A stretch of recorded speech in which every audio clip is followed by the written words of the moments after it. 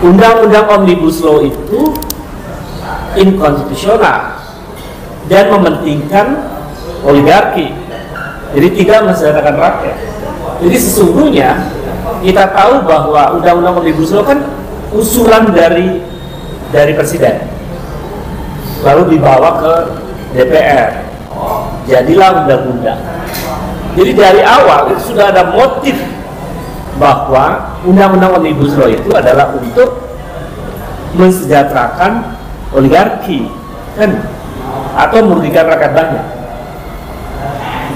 Itu sebetulnya motifnya kelihatan, itu sudah melakukan pengkhianatan terhadap negara.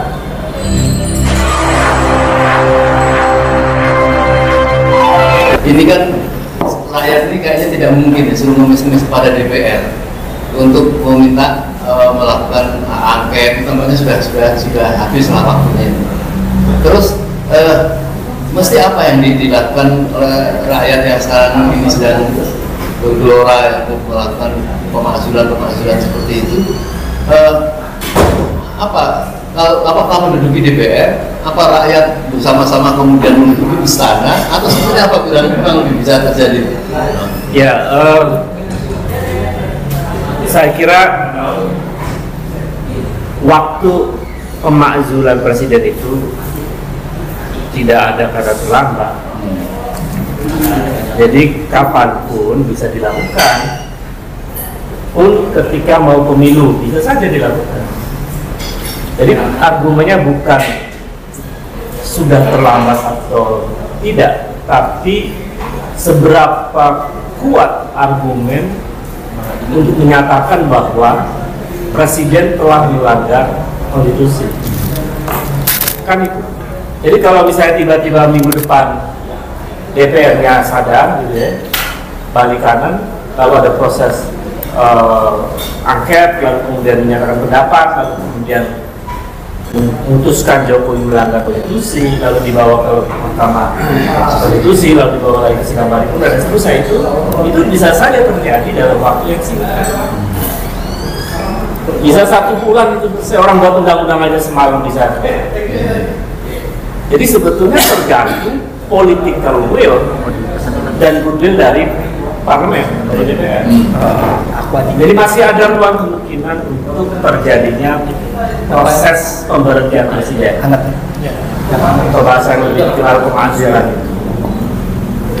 Yang kedua, tentu kita bertanya, argumennya apa bahwa presiden itu layak dimajukan? Kan rujukannya di Undang-Undang 45 di pasal 7A itu sangat clear tuh. Presiden bisa diberhentikan jika satu melakukan pengkhianatan terhadap negara. Presiden Jokowi ini pengkhianatan terhadap negaranya sudah terlalu banyak. Korupsi. Tidak hanya korupsi, mementingkan oligarki itu pengkhianatan terhadap negara. Karena tujuan pembangunan itu adalah mensejahterakan rakyat, bukan mensejahterakan oligarki. Undang-undang Omnibus Law itu inkonstitusional dan mementingkan oligarki, jadi tidak mensejahterakan rakyat.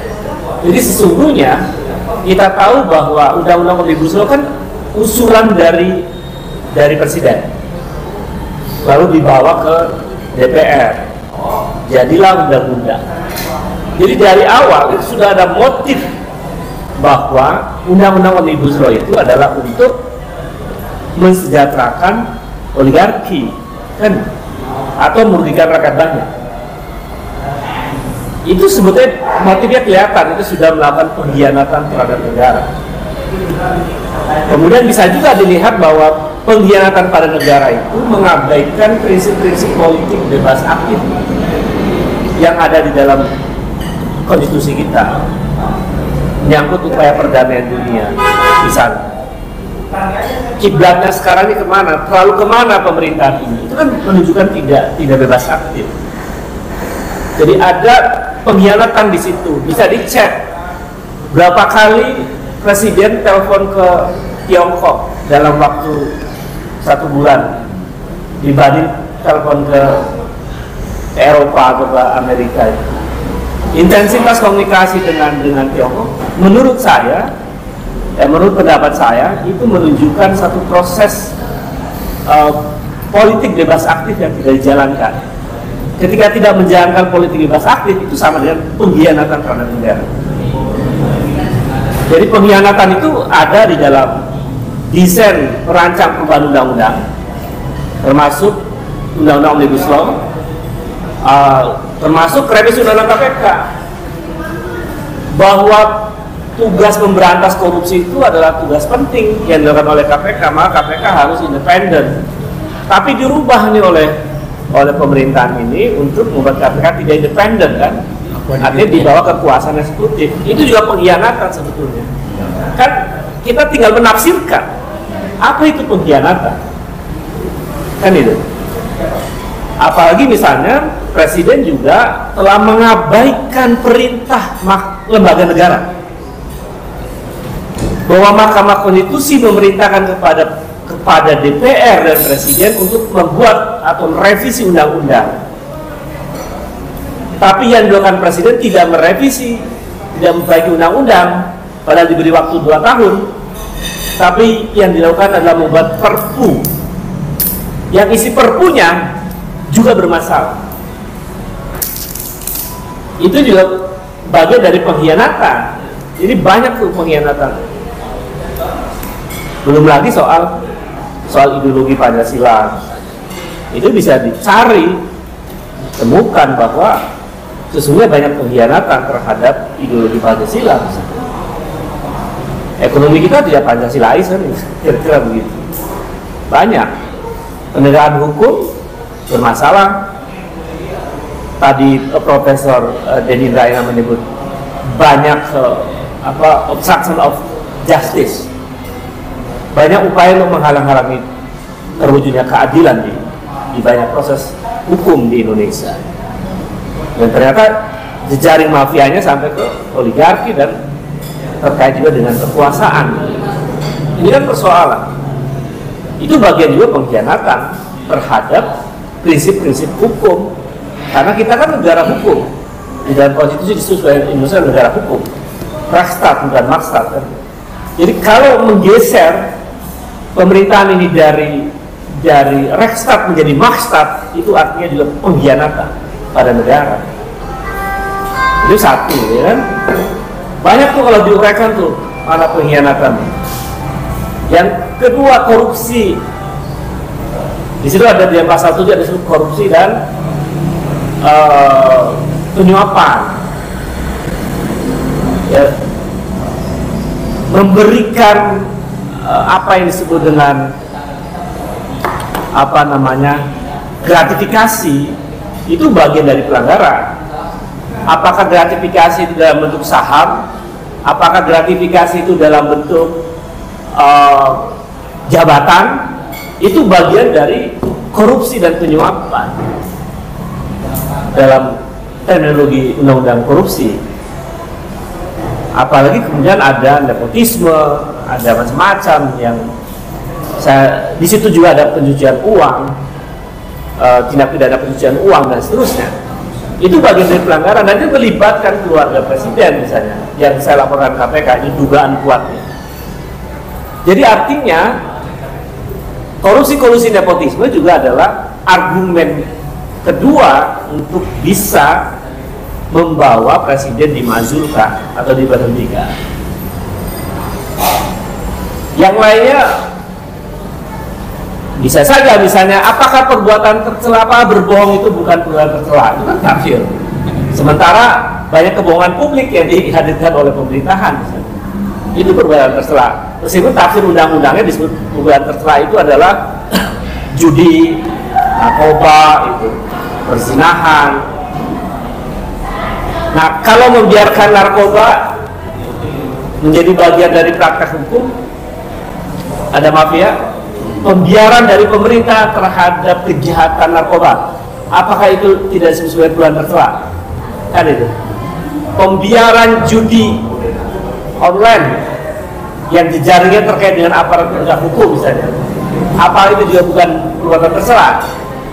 Jadi sebetulnya banyak hal yang kita bisa cari atau kita melihat dengan mata yang sangat terbuka bahwa catatan-catatan pelanggaran konstitusional pemerintah ini begitu banyak. Nah, persoalannya tinggal apakah DPR mau melakukan itu kan? Nah, saya mau mengingatkan begini. Kalau setiap presiden yang dipilih langsung oleh rakyat tidak pernah dievaluasi oleh DPR, tidak pernah diberhentikan oleh DPR, ini pelajaran paling buruk dalam sejarah demokrasi. Jadi berbahaya. Ini pernyataannya Hasto, saya kritik tuh. Kan Hasto bilang begini, Sekjen PDIP, nggak bisa menjatuhkan presiden karena di tengah jalan, di masa tengah jalan ini, karena presiden dipilih langsung oleh rakyat. Kan alasannya salah itu, bahaya itu. Karena alasan untuk memberhentikan presiden itu, tidak memberhentikan presiden itu bukan karena dipilih oleh rakyat, tapi karena dia menjalankan konstitusi. Kalau kemudian presiden tidak menjalankan konstitusi, maka dia layak diberhentikan. Kan itu logikanya. Bukan dikembalikan karena dia dipilih oleh rakyat kalau tidak bisa diberhentikan. Jadi logikanya salah dan itu berbahaya. Karena begini, kalau nanti setiap pemerintahan itu dijadikan sebagai alasan, maka presiden ke depan mau ngapain aja nggak bakal dijatuhkan. Korupsi bebas, ya kan, bohong bebas, melindungi narkoba bebas, melindungi judi online bebas, apalagi mengkhianati negara dengan menjual negara bebas. Lalu orang mau memberhentikan presiden, bilang saya dibilang oleh rakyat, jangan berhentikan saya. Anda akan benar-benar, itu kan logika yang keliru. Negara demokrasi itu punya konstitusi, maka konstitusi harus dijalankan. Jadi saya kira argumen Hasto perlu diingatkan, itu salah. Jadi nggak usah ngomong seperti itulah sebagai sekjen partai besar gitu. Bicaranya saya kira keliru, perlu dikoreksi. Jadi terlalu banyak argumen untuk menyimpulkan bahwa Presiden Jokowi itu layak dimakzulkan. Persoalannya tadi Prof. Kusti Umar mengingatkan, pemakzulan yang melalui mekanisme parlemen itu kan tergantung DPR. Nah, DPR-nya lebih dari 80% adalah bagian dari kekuasaan. Maka sesuatu yang tidak mungkin. Dia hanya bisa menjadi mungkin ketika ada tekanan publik. Dia hanya bisa menjadi mungkin ketika ada tekanan publik. Yang tadi disebut oleh Prof. Kusti sebagai social unrest. Ya, semacam kekacauan sosial. Tapi lebih sebagai satu social movement, satu gerakan ingin menyelamatkan republik ini. Jadi kalau dengan cara-cara kekuasaan yang semacam ini dibiarkan, menurut saya ini pelajaran buruk bagi masa depan negara. Nanti akan berulang seperti ini. Pemerintahan berikutnya akan semena-mena, nggak apa-apa, nggak akan diberhentikan. Kan bahaya kalau begitu. Dengan alasan dipilih oleh rakyat. Itu memunculkan satu situasi absolutisme kekuasaan, otoritarianisme, dan mengabaikan konstitusi. Jadi menurut saya sangat berbahaya kalau ada kesimpulan semacam itu. Nah, bagaimana cara untuk agar kemudian terjadi pemakzulan? Sebetulnya kan nggak usah takut dengan adanya pemakzulan itu. Maksud saya biasa itu dalam negara demokrasi, dan di Indonesia sudah pengalaman. Soekarno pernah jatuh, Soeharto pernah jatuh, Gus Dur pernah jatuh, dan itu biasa. Kalau presiden salah, dia manusia biasa kok. Kalau salahnya parah, membuat negara yang terpuruk, ya dihukum. Hukumnya apa? Diberhentikan. Kalau enggak, dia mundur, kan begitu. Lempar handuk putih bahwa dia nggak mampu menjalankan pemerintahan dan merusak jalannya negara, maka dia mundur. Tinggal dua tawarannya, diberhentikan atau mundur. Yang parah kalau ada tawaran ketiga, dimundurkan paksa oleh rakyat, kan berbahaya itu. Apa mau begitu? Ya saya kira tergantung rakyat kan. Jadi tidak ada kata terlambat untuk mengevaluasi pemerintahan yang buruk dan yang membahayakan konstitusi. Menurut saya kita semua harus speak up untuk bicara apa adanya bahwa memang banyak persoalan pada republik ini dan pemerintahan ini mewarisi banyak persoalan yang sangat serius yang bisa membuat negara ini tenggelam dalam kemunduran yang luar biasa. Nah, karena persoalan luar biasa itu, cara menghentikannya dengan cara luar biasa. Harus dimakzulkan melalui mekanisme konstitusional atau melalui mekanisme tekanan kekuatan rakyat untuk meminta kepada DPR memberhentikan atau minta yang bersangkutan untuk mundur. Ini kan saran saintifik ya, karena secara teori politik begitu dan secara konstitusi juga ada. Jadi di dalam konstitusi ada sarananya untuk memberhentikan presiden. Yang nggak ada itu memperpanjang periode. Kan nggak ada di konstitusinya ya. Jadi yang sangat melanggar UUD 45 itu menteri-menterinya istana itu, menteri-menteri kesayangannya Jokowi yang bicara perpanjangan periode terus, ya. Parahnya presiden juga membiarkan. Sedikit agak galak tapi lama membiarkan. Gitu. Jadi kita bicara pemakzulan sesuai dengan konstitusi Undang-Undang 45. Yang tidak sesuai dengan konstitusi Undang-Undang adalah mereka yang meminta perpanjangan periode. Saya kira itu, Bang. Ya, baik Bang Uben.